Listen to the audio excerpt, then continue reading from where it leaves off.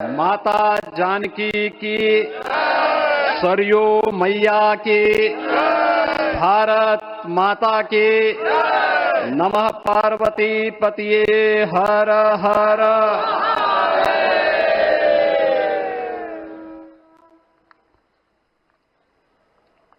आज सफल तपु तीरथ त्यागो,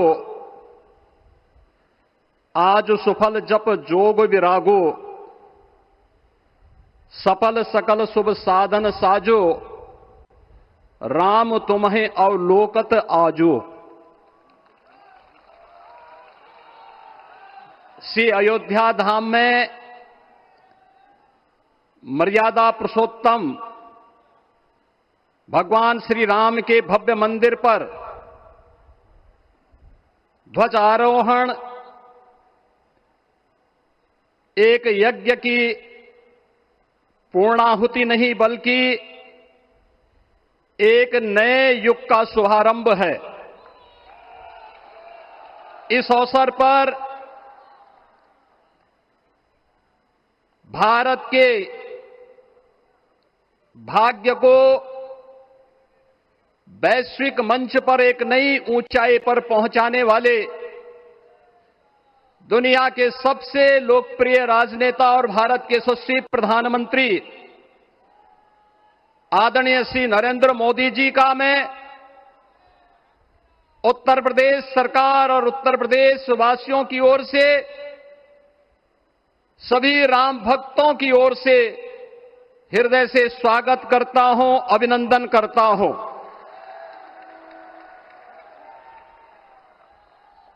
इस अवसर पर अपनी गरिमामयी उपस्थिति से इस संपूर्ण कार्यक्रम के गौरव को बढ़ाने वाले हमारे विचार परिवार के मुखिया आदरणीय सरसंघ चालक जी का भी मैं सभी राम भक्तों की ओर से हृदय से स्वागत और अभिनंदन करता हूं। प्रदेश की माननीय राज्यपाल आदरणीय श्रीमती आनंदीबेन पटेल जी, श्री राम जन्मभूमि तीर्थ क्षेत्र न्यास के अध्यक्ष पूज्य महंत नृत्य गोपाल दास जी महाराज, कोषाध्यक्ष श्री राम जन्मभूमि तीर्थ क्षेत्र न्यास पूज्य स्वामी गोविंद देव गिरी जी महाराज, अन्य सभी पूज्य संतों और आप सभी उपस्थित अतिथियों का इस आयोजन में हृदय से स्वागत करता हूं, अभिनंदन करता हूं।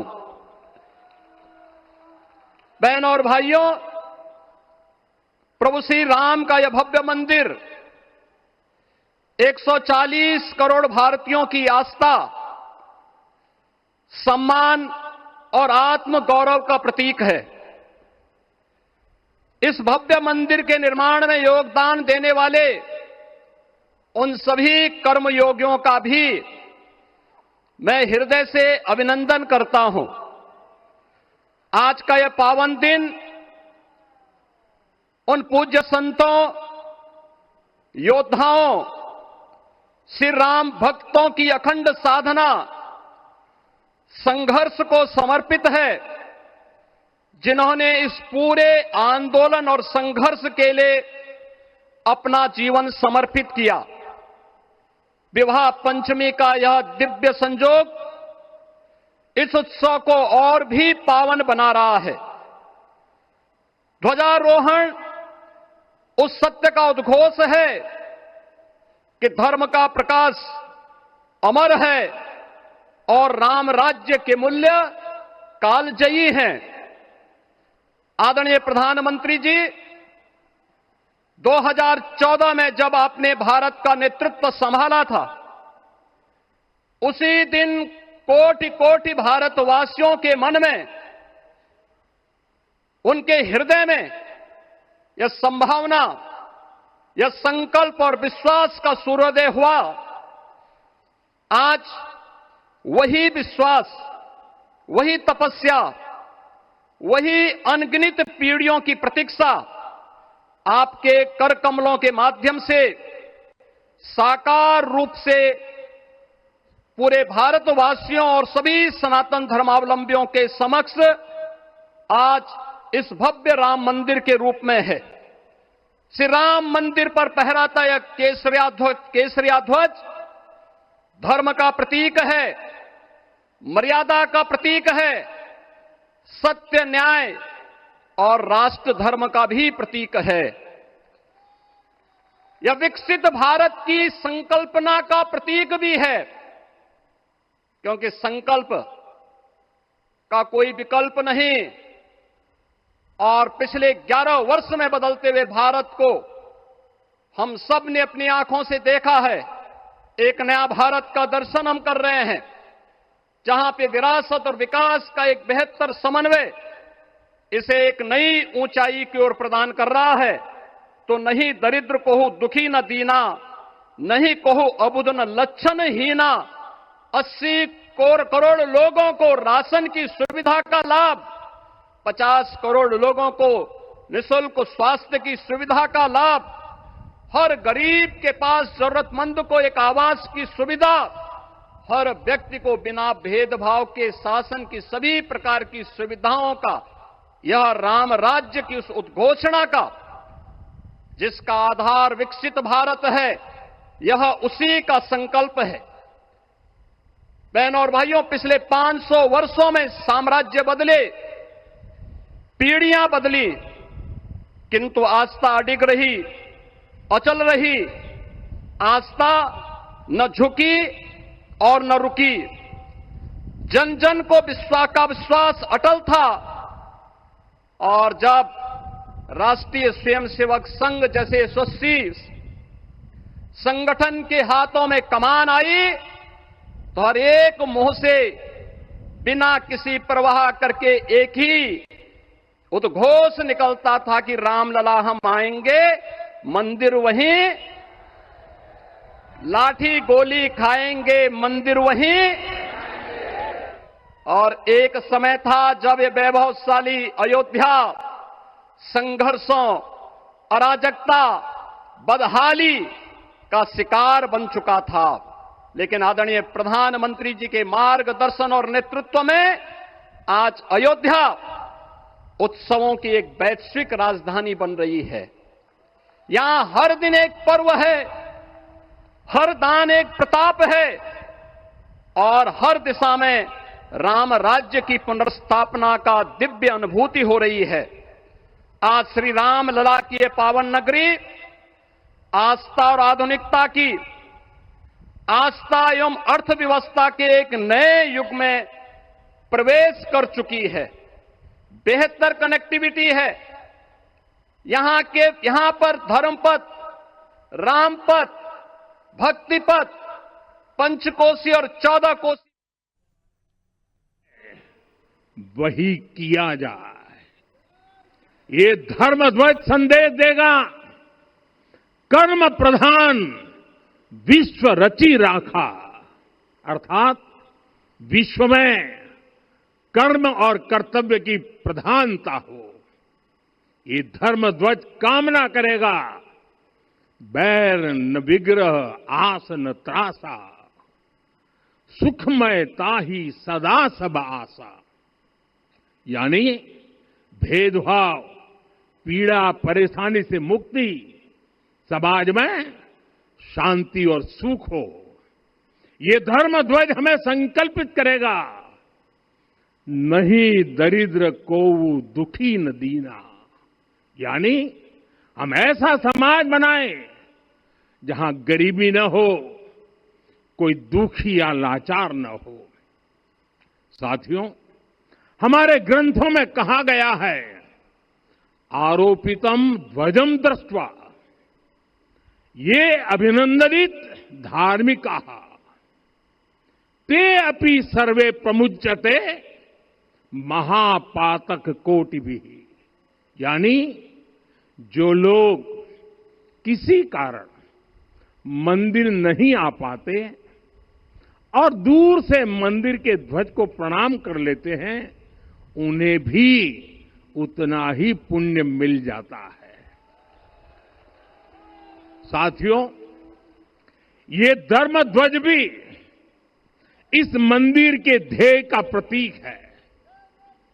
ये ध्वज दूर से ही रामलला की जन्मभूमि के दर्शन कराएगा और युगों युगों तक प्रभु श्री राम के आदेशों और प्रेरणाओं को मानव मात्र तक पहुंचाएगा। साथियों, मैं संपूर्ण विश्व के करोड़ों राम भक्तों को इस अविस्मरणीय क्षण की, इस अद्वितीय अवसर की हार्दिक शुभकामनाएं देता हूं। मैं आज उन सभी भक्तों को भी प्रणाम करता हूं, हर उस दानवीर का भी आभार व्यक्त करता हूं जिसने राम मंदिर निर्माण के लिए अपना सहयोग दिया। मैं राम मंदिर के निर्माण से जुड़े हर श्रमवीर, हर कारीगर, हर योजनाकार, हर वास्तुकार, सभी का अभिनंदन करता हूं। साथियों, अयोध्या वह भूमि है जहां आदर्श आचरण में बदलते हैं। यही वह नगरी है जहां श्री राम ने अपना जीवन पथ शुरू किया था। इसी अयोध्या ने संसार को बताया कि एक व्यक्ति कैसे समाज की शक्ति से, उसके संस्कारों से पुरुषोत्तम बनता है। जब श्री राम अयोध्या से वनवास को गए तो वे युवराज राम थे, लेकिन जब लौटे तो मर्यादा पुरुषोत्तम बनकर के आए और उनके मर्यादा पुरुषोत्तम बनने में महर्षि वशिष्ठ का ज्ञान, महर्षि विश्वामित्र की दीक्षा, महर्षि अगस्त्य का मार्गदर्शन, निषाद राज की मित्रता, मां शबरी की ममता, भक्त हनुमान का समर्पण, इन सब की अनगिनत ऐसे लोगों की महत्वपूर्ण भूमिका रही है। साथियों, विकसित भारत बनाने के लिए भी समाज की इसी सामूहिक शक्ति की आवश्यकता है। मुझे बहुत खुशी है कि राम मंदिर का दिव्य प्रांगण भारत के सामूहिक सामर्थ्य की भी चेतना स्थली बन रहा है। यहां 7 मंदिर बने हैं। यहां माता शबरी का मंदिर बना है, जो जनजातीय समाज के प्रेम भाव और आतिथ्य परंपरा की प्रतिमूर्ति है। यहां निषादराज का मंदिर बना है। ये उस मित्रता का साक्षी है जो साधन नहीं, साध्य को, उसकी भावना को पूजती है।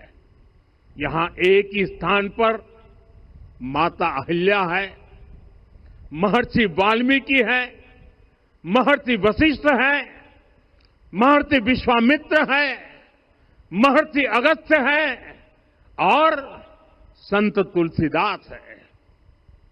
रामलला के साथ साथ इन सभी ऋषियों के दर्शन भी यहीं पर होते हैं। यहां जटायु जी और गिलहरी की मूर्तियां भी हैं, जो बड़े संकल्पों की सिद्धि के लिए हर छोटे से छोटे प्रयास के महत्व को दिखाती है।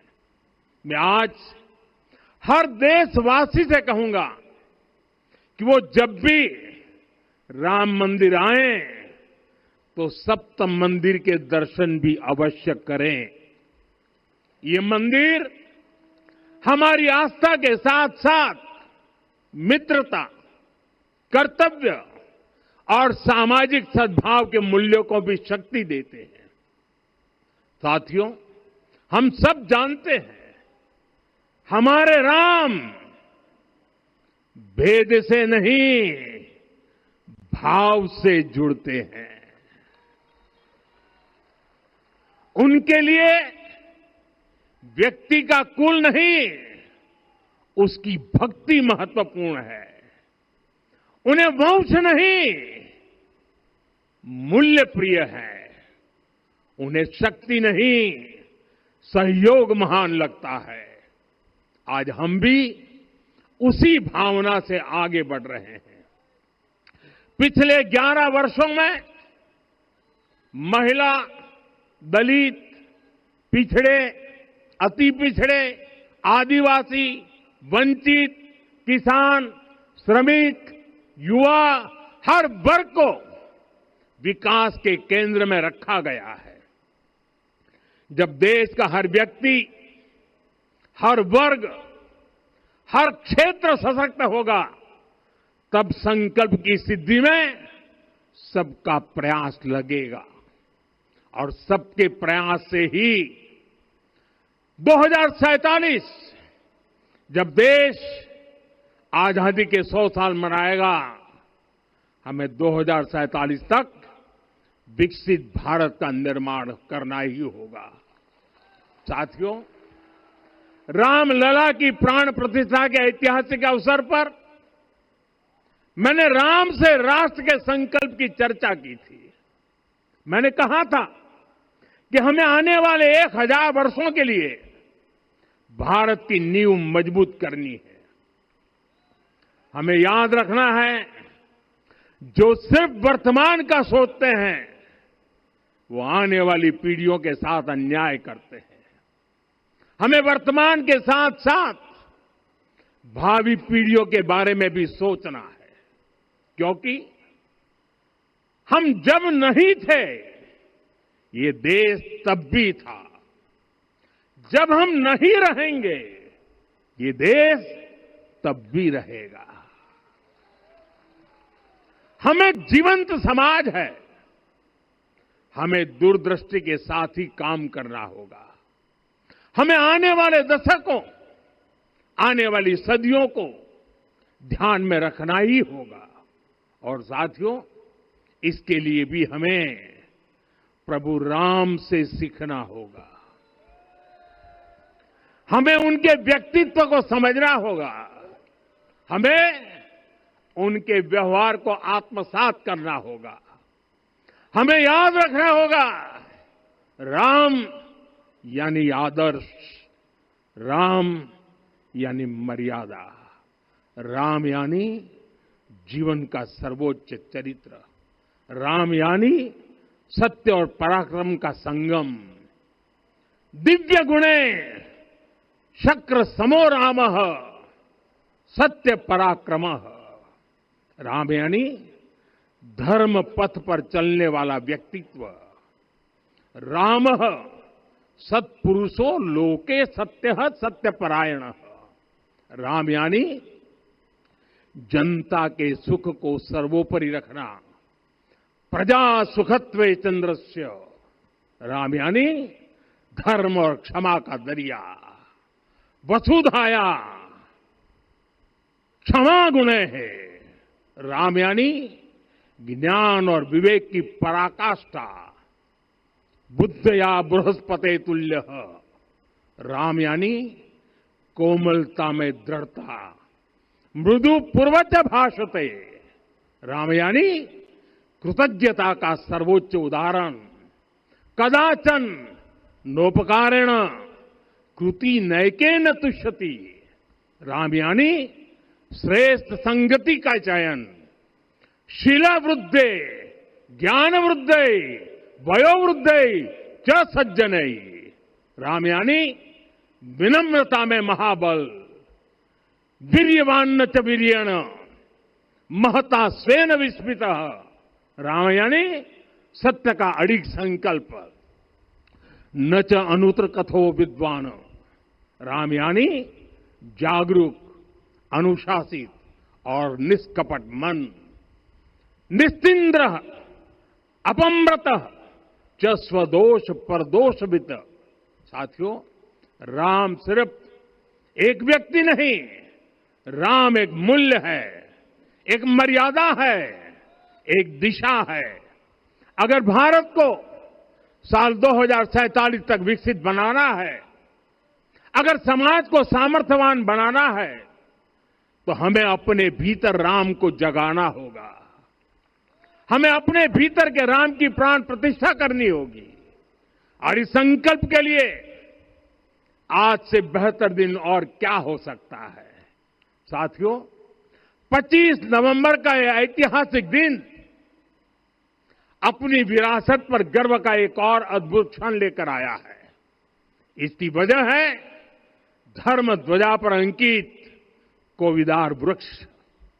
ये कोविदार वृक्ष इस बात का उदाहरण है कि जब हम अपनी जड़ों से कट जाते हैं तो हमारा वैभव इतिहास के पन्नों में दब जाता है। साथियों, जब भरत अपनी सेना के साथ चित्रकूट पहुंचे तो लक्ष्मण ने दूर से ही अयोध्या की सेना को पहचान लिया। ये कैसे हुआ, इसका वर्णन वाल्मीकि जी ने किया है। और वाल्मीकि जी ने क्या वर्णन किया है? उन्होंने कहा है, विराजित उद्गत स्कंधम कोविदार ध्वज रथे। लक्ष्मण कहते हैं, राम, सामने जो तेजस्वी प्रकाश में विशाल वृक्ष जैसा ध्वज दिखाई दे रहा है, वही अयोध्या की सेना का ध्वज है। उस पर कोविदार का शुभ चिन्ह अंकित है। हमने छत्रपति शिवाजी महाराज की विरासत को स्थापित किया है। और ये सिर्फ एक डिजाइन में बदलाव नहीं हुआ, ये मानसिकता बदलने का क्षण था।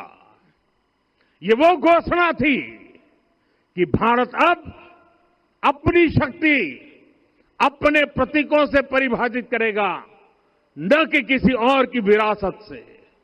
और साथियों, यही परिवर्तन आज अयोध्या में भी दिख रहा है।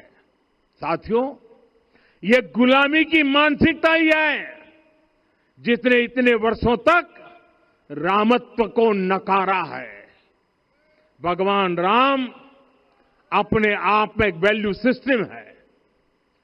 ओरछा के राजा राम से लेकर रामेश्वरम के भक्त राम तक और शबरी के प्रभु राम से लेकर मिथिला के पाहुन राम जी तक, भारत के हर घर में, हर भारतीय के मन में और भारतवर्ष के हर कण कण में राम है। लेकिन गुलामी की मानसिकता इतनी हावी हो गई कि प्रभु राम को भी काल्पनिक घोषित किया जाने लगा। साथियों, अगर हम ठान लें अगले 10 साल में मानसिक गुलामी से पूरी तरह मुक्ति पा लेंगे, और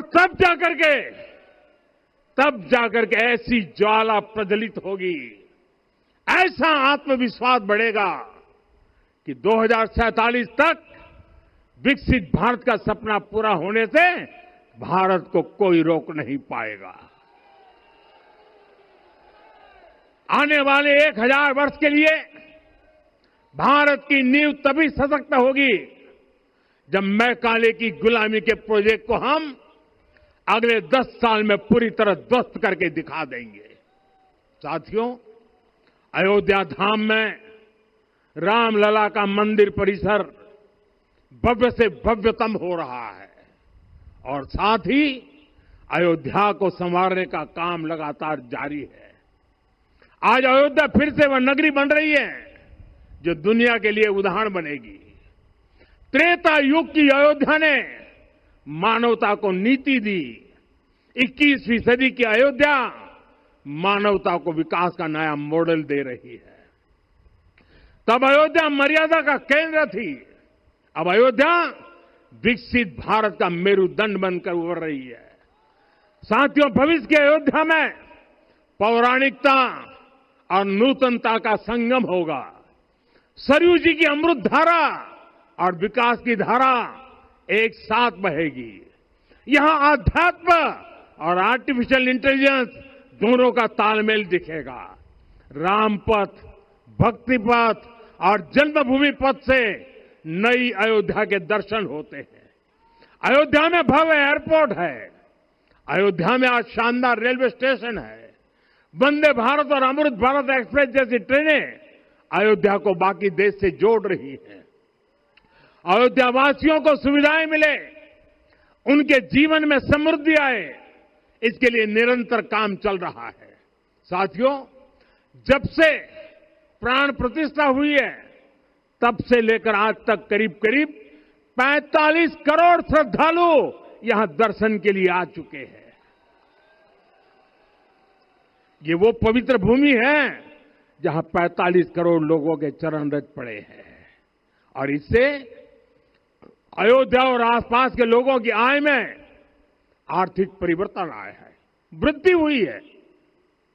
कभी अयोध्या विकास के पैमानों में बहुत पीछे थी। आज अयोध्या नगरी यूपी के अग्रणी शहरों में से एक बन रही है। साथियों, 21वीं सदी का आने वाला समय बहुत महत्वपूर्ण है। आजादी के बाद के 70 साल में भारत विश्व की 11वीं सबसे बड़ी अर्थव्यवस्था बना। 70 साल में 11वीं। लेकिन पिछले 11 साल में ही भारत विश्व की 5वीं सबसे बड़ी अर्थव्यवस्था बन चुका है। और वो दिन दूर नहीं जब भारत विश्व की 3री सबसे बड़ी अर्थव्यवस्था भी बन जाएगा। आने वाला समय नए अवसरों का है, नई संभावनाओं का है। और इस अहम कालखंड में भी भगवान राम के विचार ही हमारी प्रेरणा बनेंगे।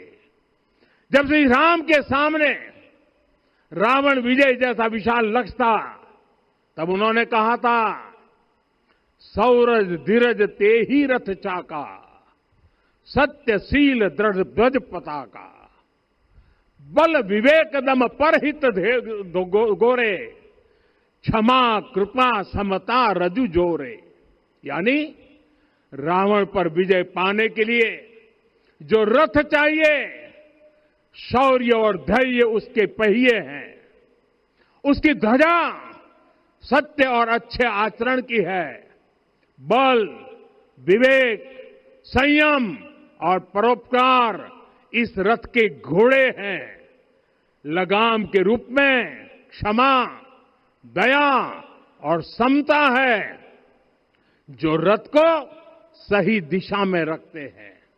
साथियों, विकसित भारत की यात्रा को गति देने के लिए ऐसा ही रथ चाहिए, ऐसा रथ जिसके पहिए शौर्य और धैर्य हो, यानी चुनौतियों से टकराने का साहस भी हो और परिणाम आने तक दृढ़ता से डटे रहने का धैर्य भी हो।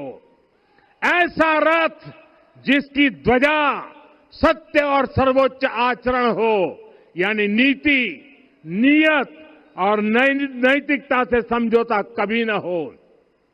ऐसा रथ जिसके घोड़े बल, विवेक, संयम और परोपकार हो, यानी शक्ति भी हो, बुद्धि भी हो, अनुशासन भी हो और दूसरों के हित का भाव भी हो।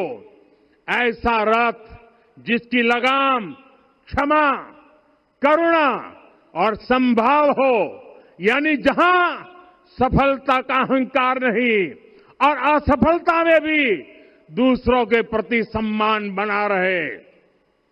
और इसलिए मैं आदरपूर्वक कहता हूं, ये पल कंधे से कंधा मिलाने का है, ये पल गति बढ़ाने का है। हमें वो भारत बनाना है जो राम राज्य से प्रेरित हो, और ये तभी संभव है जब स्वयं हित से पहले देश हित होगा, जब राष्ट्र हित सर्वोपरि रहेगा। एक बार फिर आप सभी को बहुत बहुत शुभकामनाएं देता हूं। जय सिया राम, जय सिया राम, जय सिया राम। माननीय प्रधानमंत्री जी, सरसंघ चालक जी अब यहां से विदा लेंगे। आप सब बंधु खड़े होकर उनके आगमन पर अपनी कृतज्ञता व्यक्त कर सकते हैं।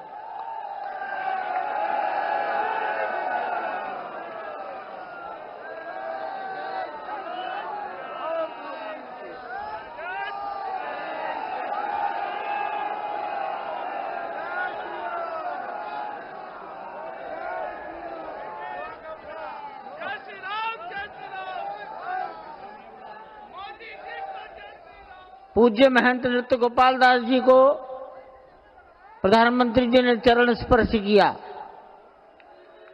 वो मंच से नीचे उतर रहे हैं, उत्तर की दिशा पर आएंगे। इस मंदिर के निर्माण में वर्ष 1949 में हनुमानगढ़ी के बाबा महंत अभिराम दास जी महाराज,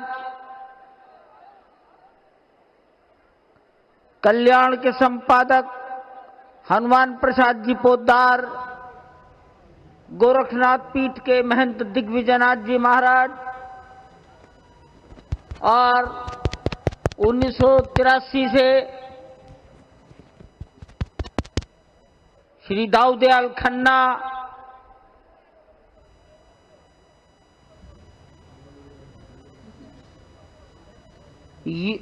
यो महंत अवेद्यनाथ जी महाराज, परमहंस रामचंद्र दास जी महाराज,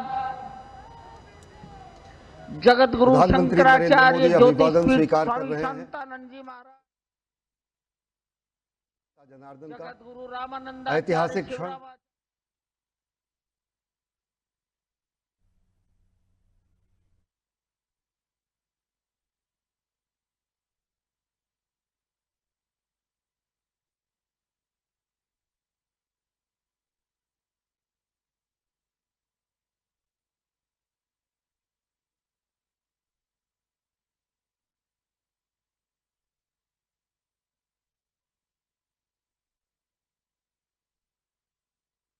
स्वीकार कर रहे हैं प्रधानमंत्री नरेंद्र मोदी।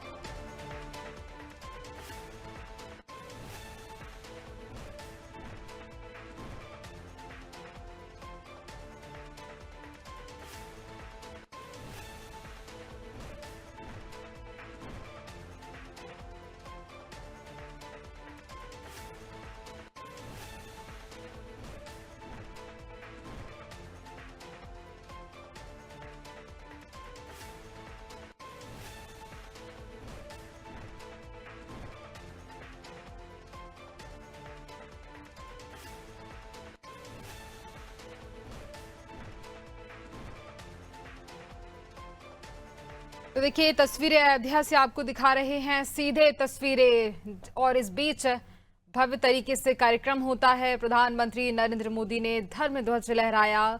लोगों के बीच काफी उत्साह, काफी भीड़ इस बीच देखने को मिली लोगों की। और जिस तरह से लंबे समय से जो तैयारियां चल रही थी धर्म ध्वज फहराए जाने को लेकर, स्थापना को लेकर, वो कार्यक्रम आज किया गया। धर्म ध्वज लहराया गया, भव्य केसरिया झंडा फहराया गया। मंत्रोच्चारण के साथ ये भव्य ध्वज फहराया गया। और देखिए अभी प्रधानमंत्री नरेंद्र मोदी सभी का अभिवादन करते हैं इस बीच देखे जा रहे हैं और लोग उन्हें धन्यवाद ज्ञापित कर रहे हैं। जिस तरह से धर्म के प्रति एक और सजग सतर्कता के साथ ध्वजारोहण किया गया, ध्वज फहराया गया, उसी को लेकर लोग उनका धन्यवाद ज्ञापित कर रहे हैं। देखिए प्रधानमंत्री नरेंद्र मोदी सभी का आभार व्यक्त कर रहे हैं। राम मंदिर के शिखर पर धर्म ध्वजा की ये तस्वीरें बेहद ही अलौकिक तस्वीरें। ऐतिहासिक पल इसे माना जा रहा है। और जिस तरह से प्रधानमंत्री नरेंद्र मोदी का पहले रोड शो होता है और रोड शो के बाद पूजन अर्चन उन्होंने की, विधि विधान से पूजन अर्चन वही करते भी नजर आए थे। उसके बाद मंत्रोच्चारण के साथ ध्वज की स्थापना की गई, धर्म ध्वजा लहराया गया। देखिए, सभी का धन्यवाद ज्ञापित प्रधानमंत्री नरेंद्र मोदी कर रहे हैं और इसके साथ ही उस ध्वज को भी वंदन कर रहे हैं, नमन कर रहे हैं। ये पल काफी ऐतिहासिक पल इसे माना जा रहा है, काफी भव्य ऐतिहासिक पल इसे कहा जा रहा है।